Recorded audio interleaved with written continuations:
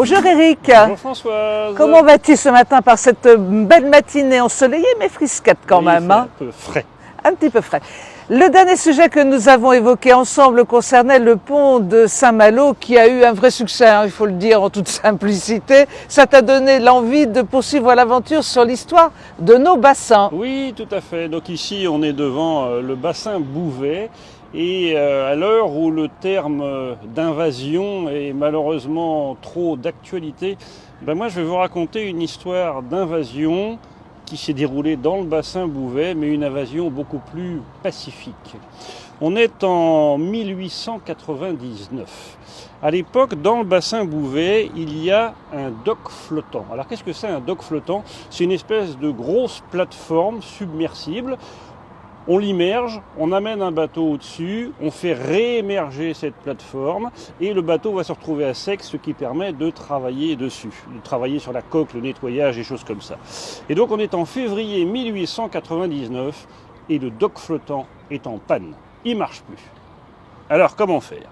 Eh bien on va envoyer un scaphandrier pour aller voir ce qui se passe sous le dock flottant.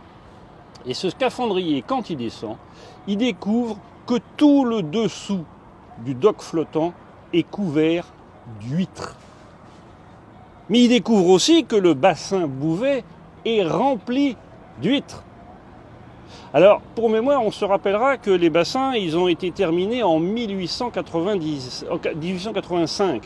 On est en 1899, donc ils sont tout jeunes. Hein, et clairement, les huîtres ont trouvé que c'était un très bon endroit pour s'épanouir.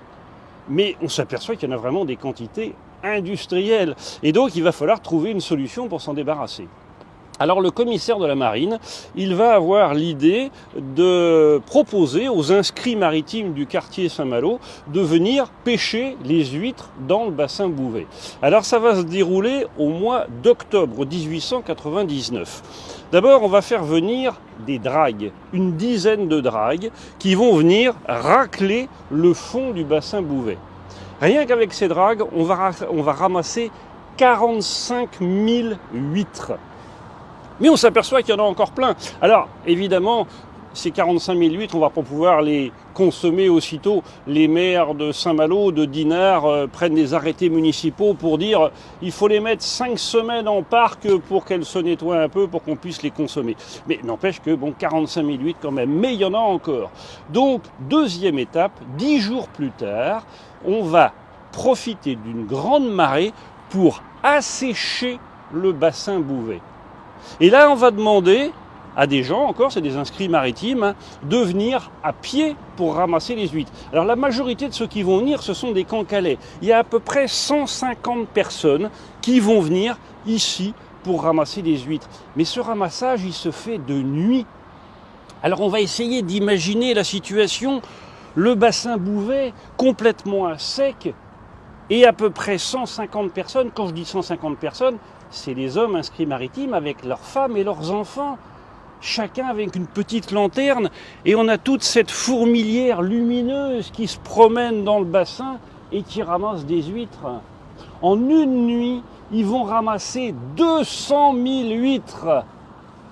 Mais tout ça, tout en sachant pertinemment qu'il y en a encore plein sur les quais.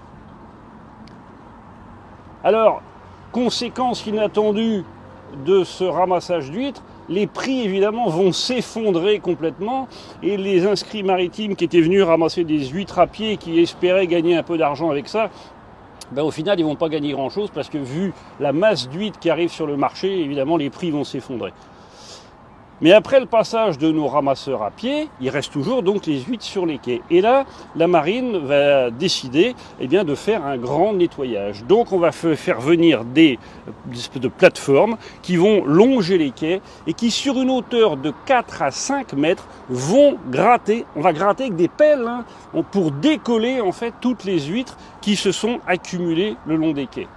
Toutes ces huîtres elles vont être récupérées et elles vont être emmenées juste à la sortie du port de Saint-Malo, en gros là où on a le môle, aujourd'hui il y a le chenal, il y a des bancs de sable, toutes ces huîtres elles vont être déversées sur les bancs de sable là-bas. Gageons que si la mer descendait suffisamment, peut-être qu'on trouverait encore quelques-unes des millions de coquilles qui ont été ramassées en 1899. Il y en a encore peut-être quelques-unes là-bas. En attendant, aujourd'hui, dans le bassin Bouvet, entre l'envasement et la pollution, à mon avis, malheureusement, il n'y en a plus beaucoup des huîtres. Merci beaucoup Éric pour cette nouvelle page d'histoire insolite, vraiment très insolite et particulièrement intéressante. Merci beaucoup Éric, merci et à très bientôt. Au revoir.